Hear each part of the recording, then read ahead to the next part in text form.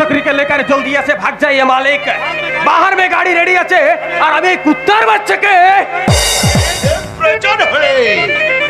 প্রয়োজন হলে এই শুয়ারের বাচ্চাকে গুলি করতে দ্বিধাবোধ করবে না। ঠিক আছে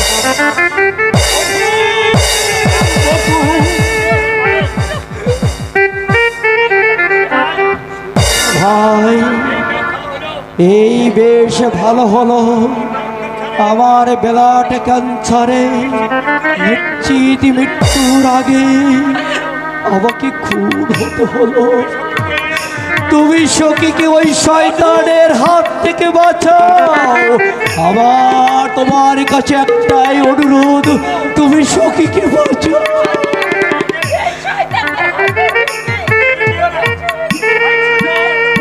ভাই সুযোগ, তুমি আছো তাই তোমার কাছে সখীকে রেখে আমি মরতে পারবো।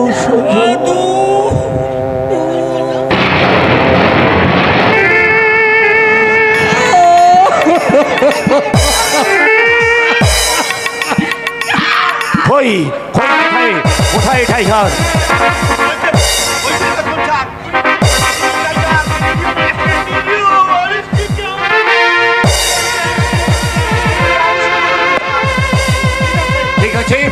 তার আগে আপনারা এই গাড়িতে যেয়ে বসুন। আর এই অসভ্য মেয়েটাকে আমার হাতে দিন, আমি নিজে গিয়ে আপনাদের ডেরায় ওকে পৌঁছে দিয়ে আসবো। ওকে ছাড়। আর সেই টাকা আপনি পাবেন এই বিজন চৌধুরীর কাছ থেকে 10,000 টাকা। Be quick, hurry up! আরে তুমি নয়টা, আমি যখন আছি তখন তোমাদের কোনো চিন্তা করতে হবে না। যাও।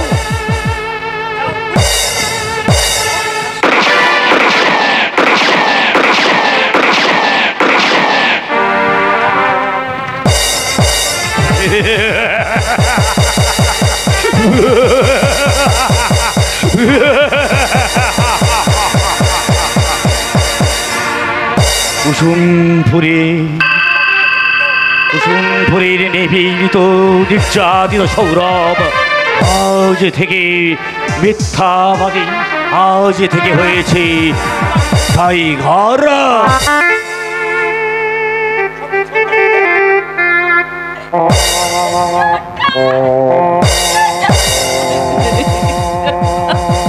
সৌরভ, এই তোর কি রূপ! হ্যাঁ, আমি দস্যু টাইগারের ছদ্মবেশে কুসুমপুরের সেই ফুটবল খেলোয়াড় সৌরভ, যার স্বপ্ন, যার সাধনাকে, যার উজ্জ্বল ভবিষ্যৎকে নষ্ট করে দিয়েছে ওই বিজন চৌধুরী। এই তোর এত পরিবর্তন! তাই আমি প্রতিশোধ নিয়েছি সুজন, আমি চরম প্রতিশোধ নিয়েছি।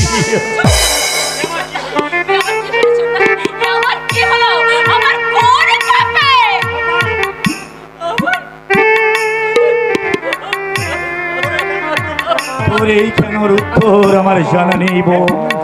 এর উত্তর জানে ওই শয়তান বিজন চৌধুরী, যাকে আমি শেষ করে দিয়েছি। আমার সংসার ভেঙে দিয়েছে ওই শয়তান বিজন চৌধুরী।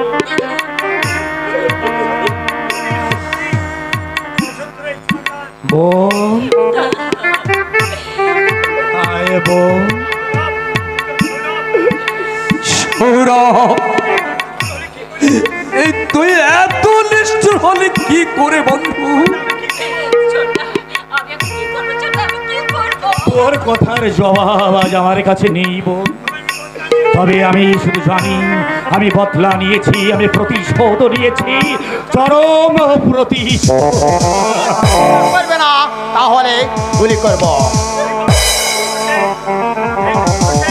এই দারোগাকে বোকা বানাবার চেষ্টা করবে না। হ্যালো, দুটো খুন?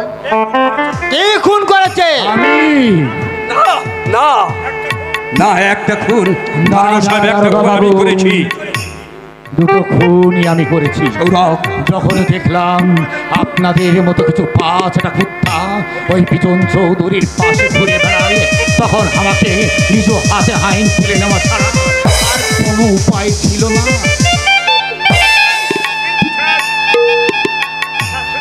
কিন্তু স্যার, সৌরভকে কিন্তু আপনারা ভুল বুঝছেন। না না, সেজন্য না, আমি শুধু জানি আমি প্রতিশোধ নিয়েছি।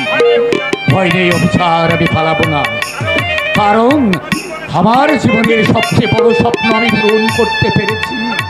আমি প্রস্তুত। চলুন চলুন, কোথায় নিয়ে যাবেন?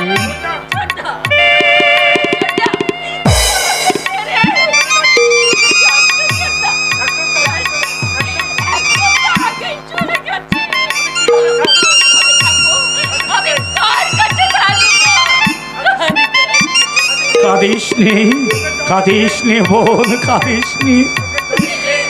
চোখের জল মুছে ওই মৃত স্বামীর পায়ে প্রণাম কর।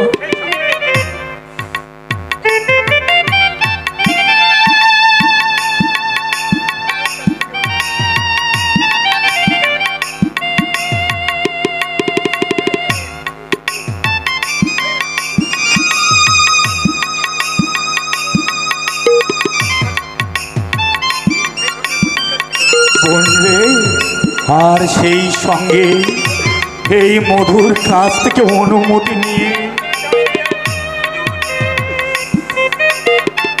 সুজনের দেওয়া সিঁদুরে নিজের স্মৃতিটা আবার রাগিয়ে দে।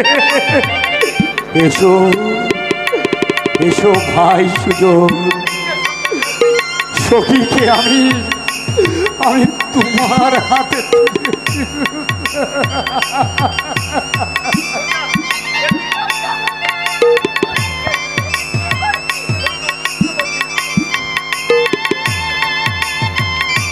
আর আমি কোনো নতুন কথা বলছি না রে বউ। এই দুনিয়ায় আমি একটা পরাজিত সৈনিক। যে অপরাধ আমি করেছি তার নিশ্চিত শাস্তি মৃত্যু। তবে যাওয়ার আগে তোদের আশীর্বাদ আর শুভেচ্ছা আমি চাই। আমার মতো কেউ যেন এই দুনিয়ায় ওই পাপীদের চালে নিজেকে আটকে না ফেলে, আটকে না ফেলে।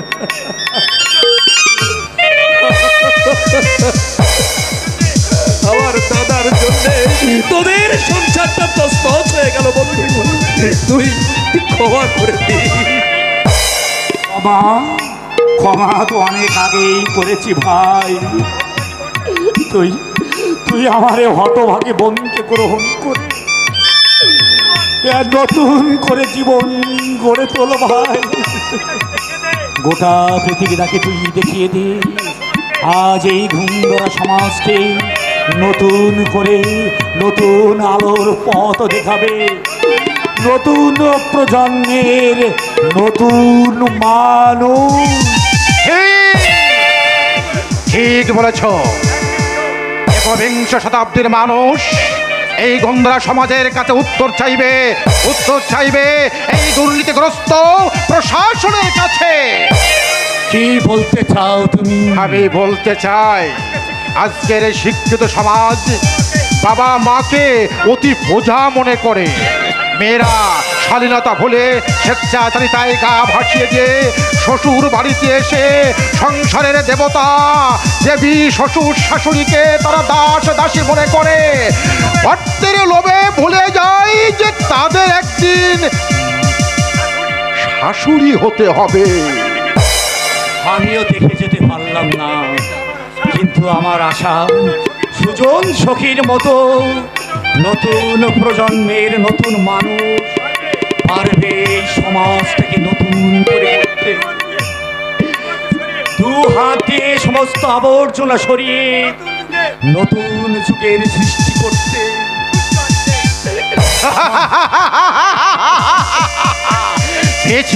পেয়েছি উত্তর আমি খুঁজে পেয়েছি। সারা জীবনের চলার উত্তর আমি খুঁজে পেয়েছি। নতুন সূর্যের উষা লগ্নে নতুন জীবনের গান গাইতে হবে, সেখানে থাকবে না আজকের এই ঘুন্ডারা জীবন বোধের গান।